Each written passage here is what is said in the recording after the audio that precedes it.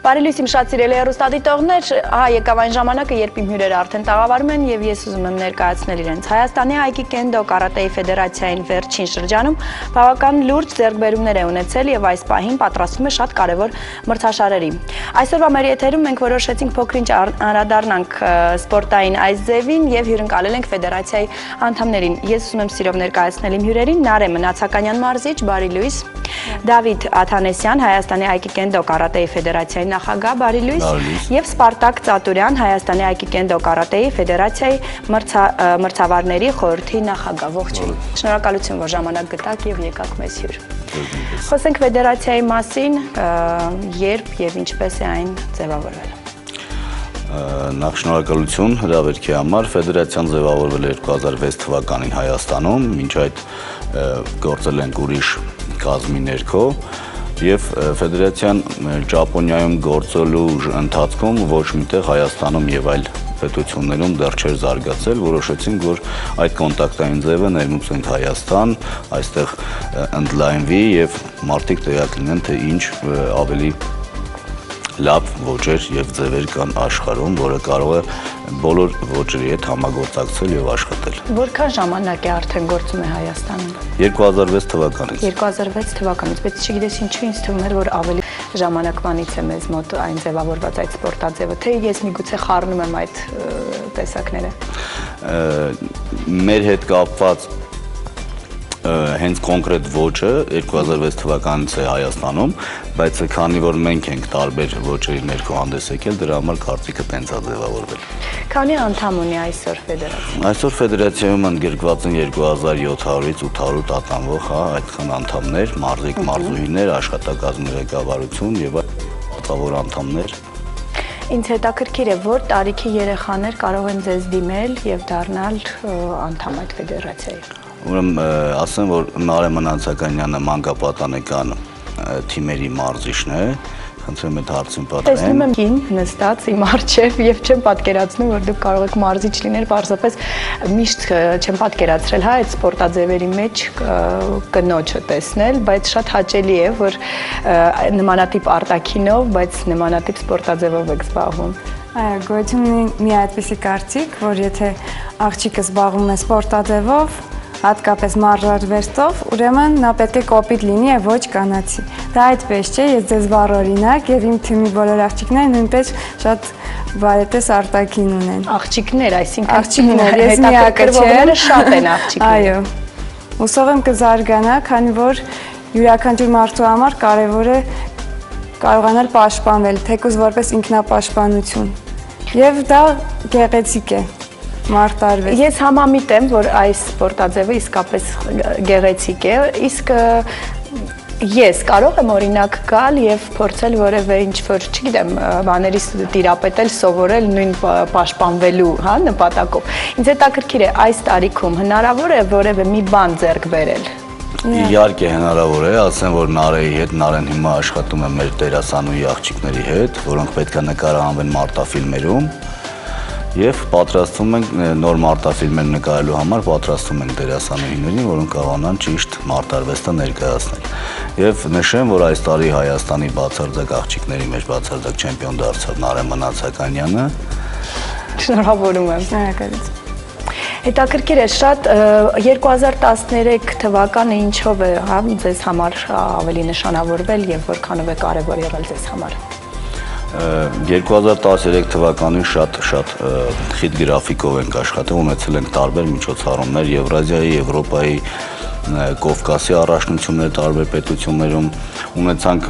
շատ կարևոր Հայաստանի բաց առաջնություն, որով ներկայացնում են, մասնակցում են Հայաստանի բոլոր կոնտակտային ձևերը, ովքեր կարողանում են մենամարտել կոնտակտ ձևում, ովքեր չեն կարողանում, միանշանակ չեն գալիս։ Եվ դա միակ Հայաստանի առաջնությունն է, որտեղ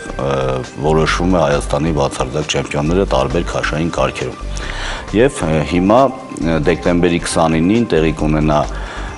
ֆեդերացիայի հաշվետու վերջին միջոցառումը, որտեղ կպարգևատրվեն լավագույն մարզիկ, լավագույն մարզուհի, լավագույն մարզիչ, տարբեր նոմինացիաներում տենց ասեմ։ Լավ։ Եվ կավարտենք 2013-ը պատրաստվելով 14-ին ավելի խիտ գրաֆիկով։ Հետաքրքիր է ինչպես է անցնում ընդունելությունը եւ եւս մեկ անգամ նշենք, թե որ տարիքի երեխաներին եք սկսում արդեն ընդունել ձեզ մոտ։ Ընդունելությունը կատարվում է 5 տարեկանից սկսած, տվյալ մարզիչը, տվյալ ակումբի մարզիչը ինքը հերթական անգամ ստուգում է երեխային, արդյոք նա պատրաստ է համալրել Այկիկենդո կարատեի շարքերը, եւ եթե գտնում է, որ համապատասխանում է բոլոր որակներով, հավատացեք 5 տարեկան երեխան է։ 5 տարեկան երեխան։ Երեխան ինքը 1 տարվա ընթացքում բավականին մեծ փոփոխություններ է ենթարկվում։ 5 տարեկան երեխայի ակտիվությունը արդեն բավարար է, որպեսզի մարզիչը որոշի, որ կարելի է ընդունել նրան Այկիկենդոյի շարքերը։ Սկզբնական ընդունելության ստուգման հետ կապված ստուգում են ուրաջկունային աշխատանքները եւ մտավոր ամենակարևորը, որ կարողանա ինքը հասկանա, ասենք, եթե ասում ես եւ հասկանում է, կարողանում է կատարի, ուրեմն ինքը կդառնա մոտավորապես։ Իսկ որքան ժամանակ է պահանջվում, որպեսզի տիրապետեն այս սպորտաձևին։ Ես ասեմ, որ մարտարվեստում չի կարելի նման որոշում կայացնել, որտեղ սա ունի լուրջ գաղափար, ունի լուրջ նպատակ եւ միանշանակ գալիս է տարիներ է անցնում, որ դու կարողանաս հասնես որոշակի արդյունքի։ Եվ այդ ճանապարհի ընթացքում, կատարելության ճանապարհի ընթացքում միշտ գիտենք, որ կատարելությունը սահման չունի։ Իսկ դրա համար չենք կարող որոշենք քանի տարում կարանք ասենք ենթադրենք 6 տարում կարա դառնա սև գոտի կամ ենթադրենք 4 տարում կարմիր գոտի, բայց թե ինչքանով նա լավ կյուրացնի արվեստը, մարտարվեստը արդեն կախ։ Ես գիտեմ, որ երբ ես փոքր էի, մեր դպրոցում կային տղաներ, ովքեր որ այցելում էին այդ սպորտաձևը, բավականին լուրջ երեխաներ էին, բոլորը։ Եվ հայրերը շատ էին ուզում, որ տղաները գնային այնտեղ, որովհետև նրանք ավելի հավաքված էին, ավելի լուրջ երեխաներ էին, բայց աղջիկները չգիտես ինչու ավելի կոպիտ էին դառնում։ Ես դրա համար մի փոքր զարմացած եմ տեսնելով այս օրինակը իմ առջև եւ տեսնում եմ, որ այդպես չէ։ Արդյոք այդ ուժը, որ իրենց դուք սովորացնում եք, այդ սպորտաձևի ընթացքում չեն շահագործում իրանք եւ ավելի, չգիտեմ, կոպտություն եւ կանացիությունը ավելի է կորում իրանց մեջ։ Այս մարտարվեստում կարևորը ոչ միայն ուժն է, այլ նաև հոգու հանգստությունը ու ներդաշնակությունը մարմինի եւ հոգու։ Այդ իսկ պատճառով մարդ պետք է կարողանա կառավարել իր ուժը։ Այստեղ ավելի մեծ կամքի ուժ է պետք, որտեղ դու արդեն ֆիզիկապես ուժեղ ես ու պետք է կարողանաս կառավարես այդ ուժը։ Այսինքն դա էլ եք սովորացնում այդտեղ։ Իհարկե։ Առանց դրա մարտարվեստ տալը անիմաստ է, որովհետև եթե դու զենքը տալիս ես, պետք է կրակել սովորացնես նոր զենքը։ Իսկ ինչպես է դա անցնում։ Դուք իրենց հետ նստած զրուցում եք, թե բացի զրուցելուց ունենք փիլիսոփայության դասընթացներ, նրանք ունեն տետերգրիչներ, բոլորը գրում են, սովորում են եւ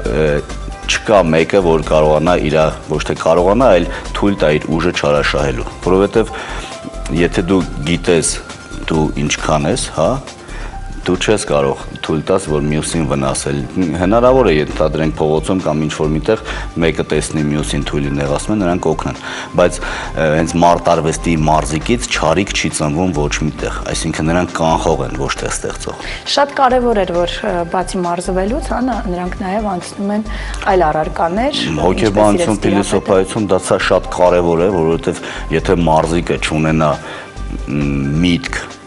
կամք, հոգու ճիշտ դրսևորման ձևեր, միանշանակ փիլիսոփա, նրանք մարտարվեստ տալը անիմաստ է, որովհետև մարմինն ու հոգին համատեղ պետք է աշխատի, ներդաշնակ պետք է լինի եւ ի վերջո մարզիկի նպատակն է հասնել հոգու եւ մարմնի համակերպության բացարձակացման ներդաշնակությանը։ Դա է նպատակը։ Մենք խոսեցինք, որ 2006 թվականից է ձևավորվել ֆեդերացիան եւ ինձ հետաքրքիր է ինչ ձեռքբերումներ եք ունեցել այս տարիների ընթացքում, որն է ձեզ համար առավել կարեւոր եղել։ Ունենք շատ լավ մարզիկներ պրոֆեսիոնալ ասպարեզներում,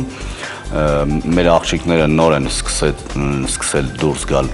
մենամարտական հարթակ, բայց ունենք տղաներ շատ լավ, որոնք պրոֆեսիոնալ մենամարտում եւ հաղթում են։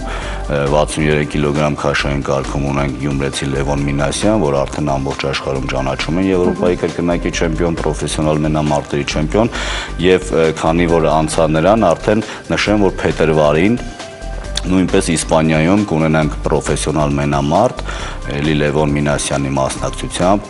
Արդեն ունենք շատ լավ տղաներ, որոնք 18 եւ ավել են, բարձր են տարիքով, արդեն կմենամարտեն պրոֆեսիոնալ հարթակներում։ Եվրոպայի չեմպիոններ ունենք ոչ շատ, բայց ունենք, որովհետեւ երբ որ մարդիկ ասում են մենք այսքան աշխարհի չեմպիոն ունենք կամ այնքան, ես այդքան չեմ հավատում, մենք դեռ չունենք աշխարհի։ Իսկ 2014-ին ինչ ծրագրեր ունեք։ 2014-ի առաջին մեր միջոցառումը կլինի Իսպանիայում կայանալիք պրոֆեսիոնալ մենամարտերը, նոր արդեն կգանք Հայաստանի փակ առաջնություն, կունենանք որակավորման քննություններ, որոնք մարզիկները կհանձնեն գոտու քննություններ եւ հենց այդ ժամանակա որ փիլիսոփայություն քննություն են հանձնում, իրենց սովորած տեխնիկական քննություններն են հանձնում եւ ով որ չի համապատասխանում ինչ որ թերի բաներ լինում, կտրվում է եւ մնում է 6 ամիս հետո։ Ու տենց փոխում են իրենց գոտու որակները, բարձրանում են, ովքեր բարձրանում են, ովքեր չեն, մնում են նույնը։ Շնորհակալություն ձեզ շատ, հետաքրքիր տեղեկություններով կիսվեցիք մեզ հետ։ Ես ձեզ մաղթում եմ հաջողություն։ Շնորհակալ